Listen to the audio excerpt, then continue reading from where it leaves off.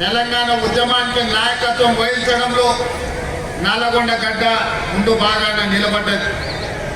తొలి దశ తెలంగాణ ఉద్యమంలో ఆనాడు కొండా లక్ష్మణ్ బాపూజీ తన మంత్రి పదవికి త్యాగం చేసి మళ్ళీ తెలంగాణ రాష్ట్రం వచ్చే వరకు ఏ పదవిని నేను చేపట్టను అని పదవి త్యాగం చేసిన మహానుభావుడు ఆనాడు ఈ జిల్లా భువనగిరి ప్రాంతానికి ప్రాతినిధ్యం వహించాడు.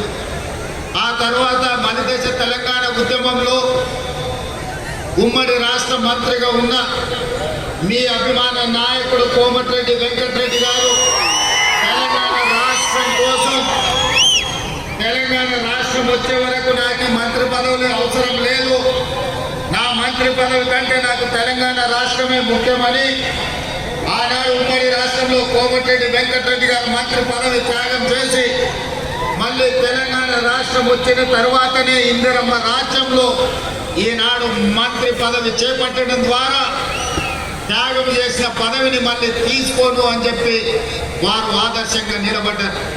వీరే కాదు, మలిదశ తెలంగాణ ఉద్యమంలో ఆత్మ బలిదానం చేసుకున్న అమరవీరుడు శ్రీకాంతాచారి ఈ ప్రాంతానికి చెందిన వాడే.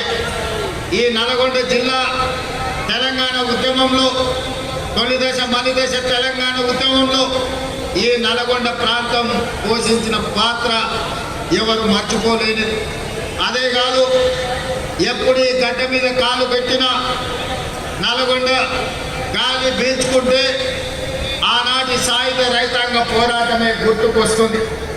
ఆనాడు నిజాంలకు వ్యతిరేకంగా రజాకర్ల అరాచకాలకు అడ్డంగా నిలబడి భూమి కోసం, భుక్తి కోసం, విముక్తి కోసం ఈ నల్గొండ గడ్డ మీద ఆడబిడ్డలు నడుం బిగించి ఒడిసేళ్లలో రాళ్ళు పెట్టి వడివడిగా కొడుతూ నిజాంలను దిగంతాలకు తరిమి కొట్టిన సాయుధ రైతాంగ పోరాటానికి నాయకత్వం వహించిన ఈ నల్గొండ గడ్డ గాలి పీల్చుకుంటేనే ఆ ఉద్యమ స్ఫూర్తి వస్తుంది.